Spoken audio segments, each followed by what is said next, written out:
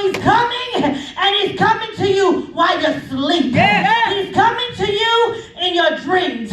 He's coming to you in daydreams. He's coming to you with all kind of deceit. And he's real slick about that thing. He's not coming with any old kind of okey doke. He's coming with the things that he knows are desiring unto your flesh. He's coming with things that he knows is going to make your flesh happy and feel good. So now we're struggling in the church, and we're struggling back and forth between what's right and what's wrong, between our flesh and the spirit. When I was at Nationals with my daughter, this is when the message came upon me. She was seeded to be top of the nation in the long jump. Amen? We're still talking about being anointed and appointed by God. She was called to be top in the nation. And she knew that, I'm here for this event and that event, but I know my bread and butter is right here at this long jump. But things changed and came up against her. And she couldn't do things the way that she normally does, and it threw her off her game. And so on her very first jump, she scratched because she couldn't get her footing right. And so she was just a little bit off, and she scratched. And I got her attention, and I said, get your mind right, get your mind right. And she was able to shake it off, and the confidence was restored in her. And as she got ready to prepare for her second jump, you can see that she was determined to be great. She was determined to do her best no matter what. And as she ran up that runway and she leaped, she jumped a jump that she ain't never jumped before. And it was amazing. And the red flag went up. And nobody could understand why. And she dropped her head in disbelief. Now it's time for her third jump, and now her mind is gone. My Lord. The confidence that she had is now gone. It's so gone that when she begins to run, even though in her mind she knew once I hit this place, I need to jump. But because she was so distraught in her mind, she couldn't even raise her legs to go. She just ran right through it and fouled all the way out. Totally disqualified her. And I sat and I watched in disbelief, and I watched the hurt and the pain on her face. My God. And there was nothing that I can do about it. And then I was reminded that I got to be able to encourage her, because I always remind her that she can do all things through Christ that gives her strength. Amen? And so when I got the opportunity to talk to her, and I said, baby, they may have taken your medal, but they can't take your place in it. And she looked at me. I said, I didn't want to have to tell you this, but I kept this in my back pocket just in case. Although you are going home without a medal, the one thing still holds true. Besides the people that you see here today, I'm talking all the people in the nation under USATF. Forget these little people you see here today. I'm talking everybody that's registered under the USATF, girls 9 and 10, you are still second in the nation. So no matter what, you don't see a medal, your placement still stands. And she looked at me, and it was from the time the meet ended till that night when we got ready to get on the plane, and I noticed the demeanor in her had changed. I'm still toiling with everything that has happened. As a mother, I'm still hot. But God told me to look up and look at her, and I looked at her. And he said to me right then, the comeback is real. Saints of God, the devil comes at us, and he takes us off of our game. He knocks us off of our square. We know where we ought to be and what we ought to be doing and what we ought to be and what God has promised us. But sometimes life has a way of knocking us off balance, taking us off course, and our confidence begins to go down. Amen? But how many of you know that the comeback has to be real? That's what I like about a good race. Amen. Because the Bible tells us the race is not given to the swift, nor to the one. It's given to the one who can endure it till the end. Saints, don't faint. So what I love about a good race is everybody gets down at the starting line. But how many of you know every race ain't a sprint? Some of them are a marathon. The 400 is actually one of my favorite races, and I'm going to tell you why. Because everybody lines up and they get to the starting line, and everybody has a fair start in the beginning. And once that gun goes off, everybody sprints out. And as people go ahead of you, you feel like, I'm going to lose this race. Amen. And as they sprint out and they're going so fast, they don't understand that not only do they have to get through this 100 or this 200, you still got 200 more meters to go. And so if we just continue to endure this race, and they like sprint out super fast and start this thing off looking real good, you preserved your energy and you stayed on course. Amen. So now as they're burning out at that third 100-meter dash, you're gaining your second win. And God is filling you up. And as you're going, you're not looking for that which is behind you, but you're pressing towards the mark of the prize of the high calling, which is in Christ Jesus. Hallelujah. Saints of God, everybody ain't there to be a sprinter. You can't judge your life based on what somebody else is doing. Man of God, you can't judge your work based on what somebody else looks like. I don't care how fast they build it up. God said, build it up and I can destroy it. Hallelujah. But if you stand firm on the word of God and stay pressing towards the mark in which he has called you to do, you shall win. You shall win. You shall win. Hallelujah. Because the comeback, hallelujah, saints of God, is so real. In these last and evil days, saints of God, I need you to have a comeback spirit. I need you to have a comeback mind. I need you to have a comeback prayer life. I need you to have a comeback praise. I need you to have a comeback worship. When things ain't going your way, when they ain't looking like what you wanted to look like, when it don't feel like what you thought it ought to feel like, when you don't get the things that you thought you ought to get, know that God is keeping you for a reason. Some things he's keeping you from because he's trying to preserve you for his own purpose and his own glory. Saints of God, let the comeback be real. Hallelujah, Jesus. Hallelujah, Jesus. My God. Bless him in here. Bless him in here. Amen. My God. Hallelujah. The comeback is real. Amen.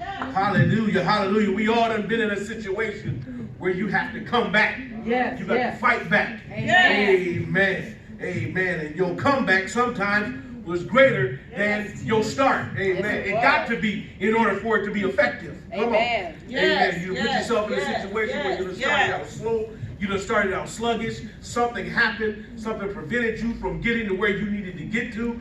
But all you had to do was just focus on your comeback. Amen. Amen. In basketball, you got to focus on that fourth quarter. A lot of times you messed up in the first and in the second quarter, in this first half. But then come the second half. When that wind kick in, amen. Then come the second half, amen. When you got to we ain't got you hear this phrase, we got a lot of things to do then. We got a lot of things to do, but we only got a little bit of time to do it. Amen. That gives you an unctuous and urgency. We got to get a lot done, but we got a little time to do it in. So let's hurry up and get to it, because the comeback is real. Amen. And when you come back, amen, once you come back from that deficit, amen, you feel a whole lot better. Amen. I don't care how ugly it is. I was telling my son, amen, he's like, we barely won. I said, an ugly win beats a pretty loss any day. I don't care how it is, an ugly win. I'll take that 1 point win over a team we should have blew out rather than a pretty loss to a team we got destroyed by. Come on, I'll tell you, it's still a W. That's right, that's all that matters. It's still a win. We had to come back. Hey, but at the end of the game, what did the score say? We won. Amen. Is your comeback real? Your comeback.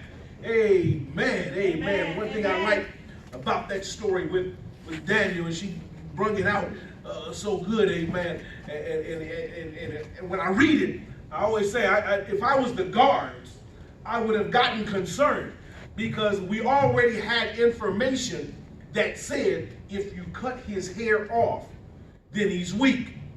But then it says, howbeit his hair grows back. So if I'm carrying him or I'm binding him, and here I'm walking down the corridor with him, and I seen his hair start to grow back, I would get I'd start to get a little bit worried, like, wait a minute, something, hold on, I think she done set me up. You told us if his hair is gone, but how is it, and what makes it good, there's no time lapse here. There's no time lapse. They cut his hair, and then as he's coming and going to bondage, his hair is growing back. What kind of hair he got where it grow back that fast? My God, that's the power of God. That's what that is. Amen. I would say something ain't right here. Something ain't right here. I'd had to draw some concern. Amen. But nonetheless, amen, the comeback is real. Amen. In spite of what you go through, in spite of how heavy, how hard it is. Amen. And sometimes it's hard. Come on.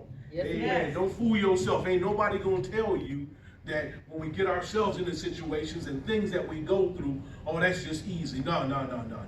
Amen. What's easy to you ain't easy to me. And what's easy to me ain't easy to you. Amen. Because we all go through things. Come on. Amen. And it's hard.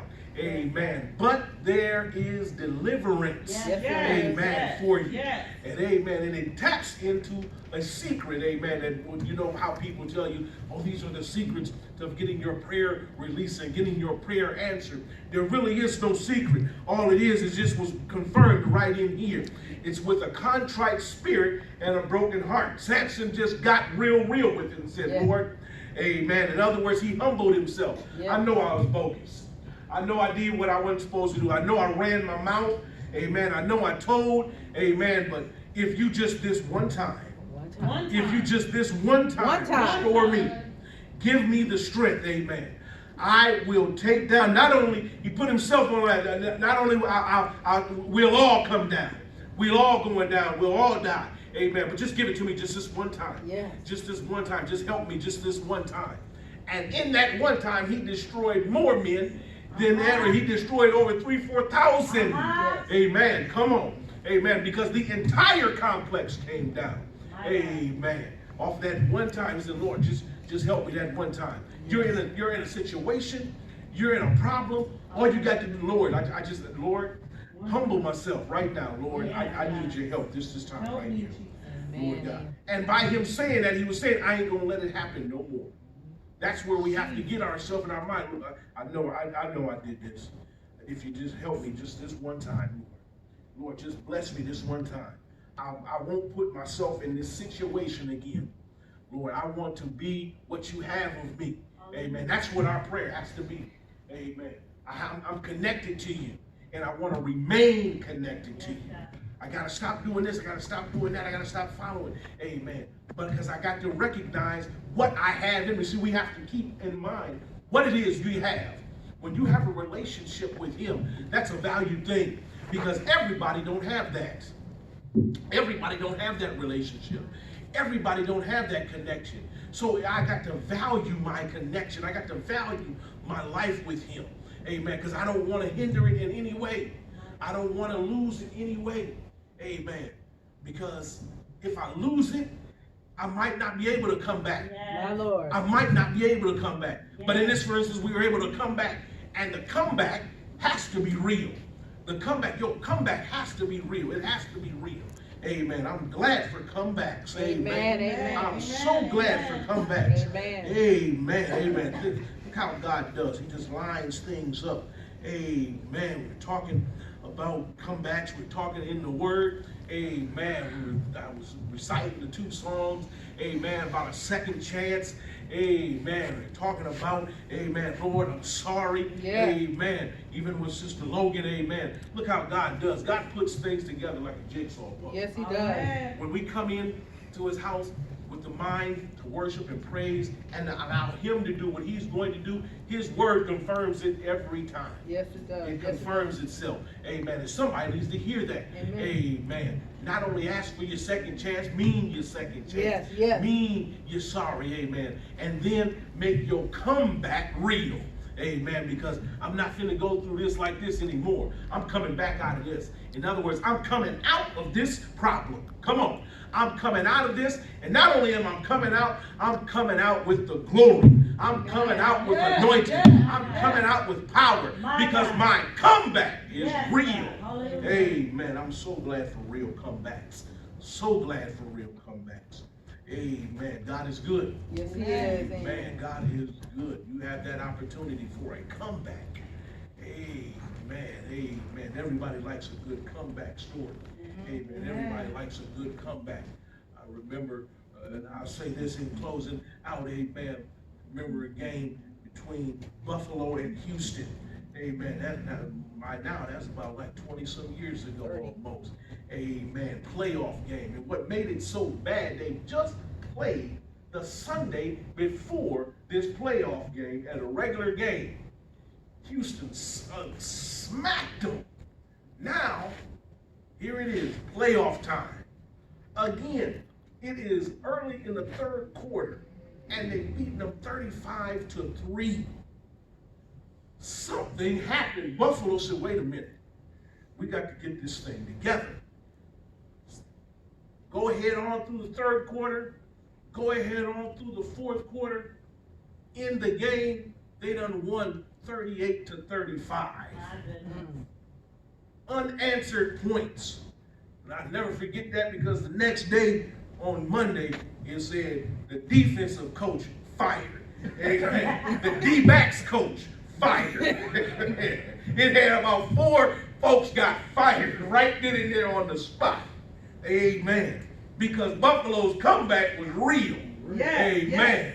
Amen. You ain't down until the clock says 0, 0, 0. You got to keep fighting. Yes, You got to keep being focused. Yes, And you got to keep going because your comeback has to be real. Amen. Is anybody glad for a comeback? Amen. Everybody's glad for a comeback. Amen. A comeback is always good. Amen. That means I'm coming back. Amen. And when I come back, I'm coming back glorious. I'm coming back triumphant. Amen. God is good. Amen. We bless the name of the Lord and the word that we received on this afternoon. Amen. You got to take this one with you. Amen. You got to take this one with you. Amen. Because you're going to need this. Amen. Because everybody likes a good comeback story. Amen. Amen. I need a comeback. I need a comeback. Amen. And my comeback must be real. Amen. God bless you, each and every one of you. It's offering time in the building. Amen. Amen. Amen. Amen. It's Amen. offering time. Amen. We want to sow seed into this. Amen. Assembly. Amen. And God is truly blessing us. Truly blessing us.